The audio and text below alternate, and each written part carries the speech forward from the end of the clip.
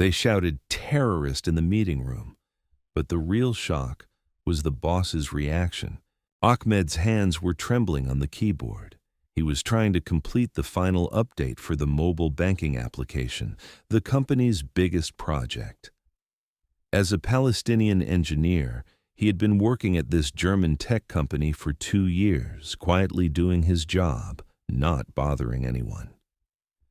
But there was something he didn't know yet. That morning, when his boss Klaus called him to his office, Ahmed thought he was going to receive news of a new promotion. His hands touched the family photo. His wife, Layla, and little daughter, Noor, were smiling in the picture. They had built a safe life in Germany, or so they thought. When he entered Klaus's office, there were 5 other people in the room. HR manager, Sarah, security chief Muller, and 2 men in suits he didn't recognize. "Ahmed, sit down," Klaus said in a cold voice. This is exactly when everything changed. Sarah placed a file on the table. "Ahmed Mahmoud al-Rashid, place of birth, Gaza. You've been under secret investigation since the day you started working at our company." Ahmed's heart began to race. What do you mean?" Security Chief Muller interrupted. "Last week you sent money to Palestinian aid organizations from your company computer. This is being considered as terrorism financing. I sent money for my nephew's surgery in Gaza." "What crime is that?" Ahmed's voice was shaking. "You haven't seen the biggest surprise yet." Klaus stood up. "Ahmed, you pose a security risk here. Your Palestinian background and connections. We don't want you here anymore." Everyone in the room was silent. Ahmed's world was crumbling. "I've been working here for 2 years. I've managed the company's most successful projects. This is open racism." "It's not racism, it's security," Sarah said. "You need to pack your things and leave immediately." "Wait a minute. Don't miss this detail." Ahmed made a decision at that moment. He took out his phone and pressed the record button. "Klaus, I'm recording what you're saying right now. This will be documentation of this company's systematic discrimination against Palestinian employees." Klaus's face turned red. "Turn off that phone immediately." "No, I'm a German citizen, and I know my rights. What you're seeing now is nothing." Security Chief Muller approached Ahmed. "Give me the phone or we'll take it by force." "No." Ahmed pressed the phone to his chest. "We're living in Germany, not a Taliban state." These words drove Klaus crazy. He started shouting, "This is exactly why you Arabs aren't wanted here. You come, learn about rights, then use them against us."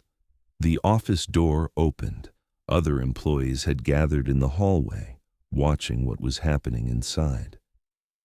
"You won't believe this, but..." Ahmed stood up. "You can fire me, but you can't trample on my dignity. I'm not a terrorist. I'm an engineer who has served you faithfully for 2 years."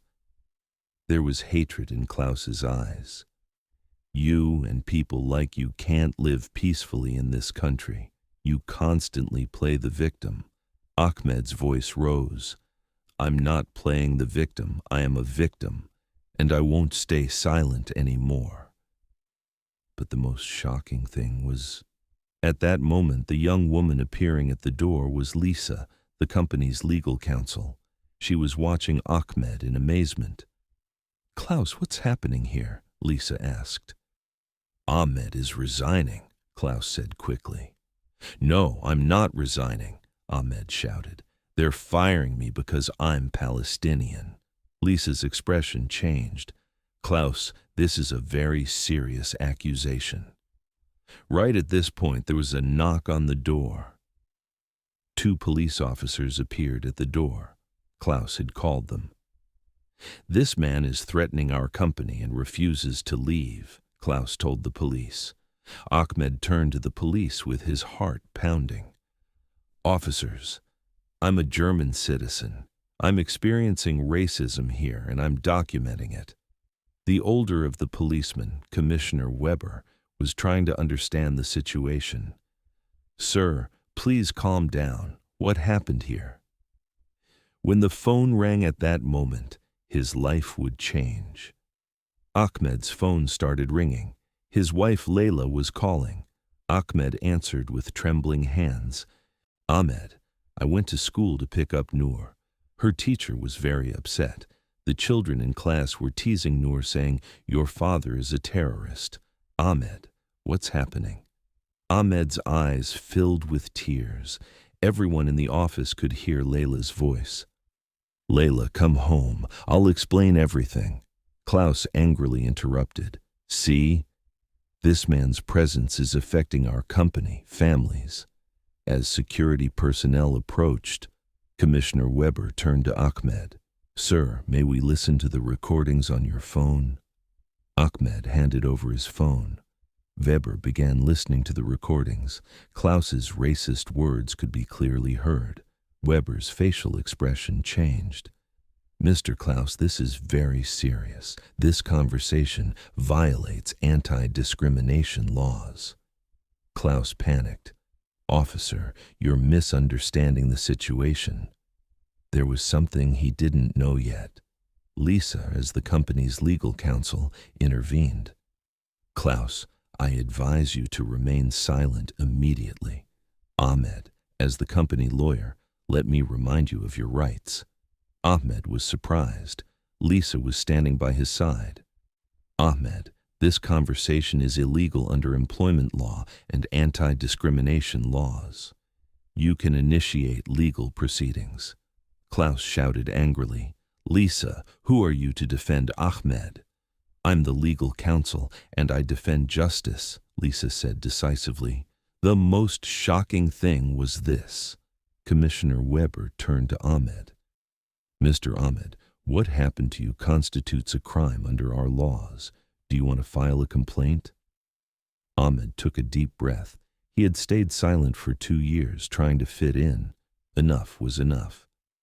Yes, I'm filing a complaint. Not just for myself, but for other people who might face such treatment in the future. Klaus's face went pale. Ahmed, wait, maybe we can resolve this situation. It's too late now, Klaus, Ahmed said decisively. What was written in that document would change everything.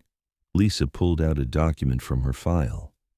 Ahmed, actually, I submitted a report to company management last month.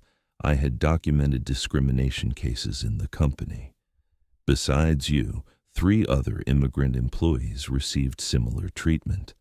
Ahmed looked at Lisa in amazement. You had been researching for me. Not just for you, for justice, Lisa said.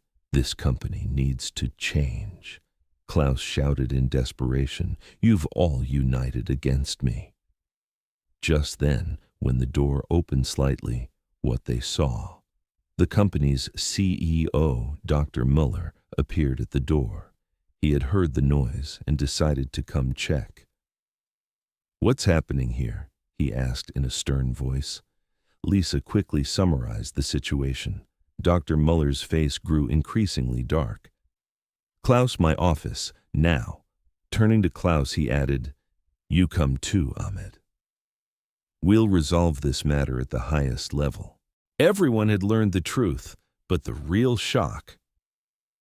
In the CEO's office, Dr. Muller turned to Ahmed. Ahmed, first I apologize on behalf of the company. Klaus's behavior is unacceptable. Klaus looked in amazement. But sir, security. Klaus, shut up. Dr. Muller's voice was firm. You've put our company in serious legal trouble. Turning to Ahmed, he continued. Ahmed, I'm offering you 2 options.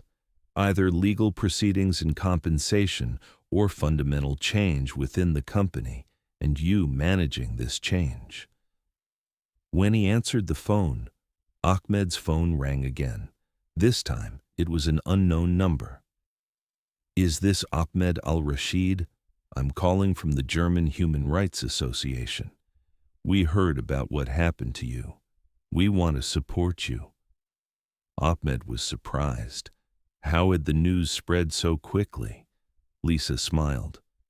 "I called them. This incident should affect not just this company, but the entire sector. You won't believe this, but—" Dr. Muller turned to Ahmed. "Ahmed, I'm offering you the position of Human Resources Director. You'll manage diversity and inclusion policies in the company." Klaus looked in shock. "But sir, Klaus, you no longer work at this company. Pack your things and leave immediately." Ahmed's mind was confused. Hours ago he was afraid of losing his job, and now he was receiving a promotion offer. "Just when we said with confidence." Ahmed looked at Dr. Muller. "Thank you, but I have one condition." "What kind?" "This change shouldn't just remain on paper. It must be a real transformation, not just for me, but for all employees." Dr. Muller nodded. "Agreed." This was the last chance. Ahmed accepted the offer. Klaus silently packed his belongings and left the company. The following days were busy for Ahmed. Messages of support came from the Human Rights Association, media, and other companies. It's too late now, but when Ahmed came home, Layla met him at the door. "What happened at Noor's school?" she asked anxiously. Ahmed smiled. "Tomorrow I'm going to Noor's class to tell the children about Palestine, our culture, so they can be proud, not afraid." Layla hugged Ahmed. "You're truly a brave man." He only had 10 minutes, or everything would be over. Ahmed was sitting in his new office, writing the company's diversity policies. His phone rang. "Mr. Ahmed, I'm calling from ZDF Television. We want to make a documentary about your story." Ahmed thought. This story wasn't just his story. It was the story of millions of immigrants, Muslims, those who were different. "I accept," he said, "but with one condition. This program should show not just victimization, but also resistance, when they thought it was over." 6 months later, as a result of the program Ahmed managed, the company won an award in Germany in the field of diversity. Klaus, meanwhile, faced legal trouble at another company due to similar behavior. When Ahmed was returning home in the evening, his little daughter Noor ran to him. "Dad, my teacher wants to invite you as a speaker at school." Ahmed picked up Noor. "Of course, sweetheart, I'll come and tell all the children that differences are beautiful." The voice on the phone was familiar, but Ahmed's phone rang again. This time Klaus was calling. "Ahmed, I'm sorry," he said in a broken voice. Ahmed remained silent. "I'm unemployed now. No one will hire me. I understand. I understand what I did to you." Ahmed took a deep breath. "Klaus, apologizing takes courage. If you're ready to change, I'm ready to help you." The greatest victory. Klaus was surprised. Would you help me?" "Yes, because I don't want revenge. I want to change the world." A year later, Klaus started working as a diversity trainer at another company on Ahmed's recommendation. Together, they worked to break down prejudices. And here's the real ending. When Ahmed stood for evening prayer, he was filled with gratitude. He hadn't remained silent against injustice, but he hadn't sought revenge either. He had combined justice with mercy. Noor came over and took his hand. "Dad, you're my hero." Ahmed hugged his daughter. "No, sweetheart, you're going to be the real hero. You're part of the generation that will make this world a more just place." Outside, the sun was setting. As Ahmed looked out the window, he saw people from different cultures walking freely on Germany's streets. This fight, he thought, wasn't just my fight. This was a fight for all our dignity. And that night, Ahmed slept peacefully. because he knew he hadn't stayed silent, and this courage would inspire future generations. The end.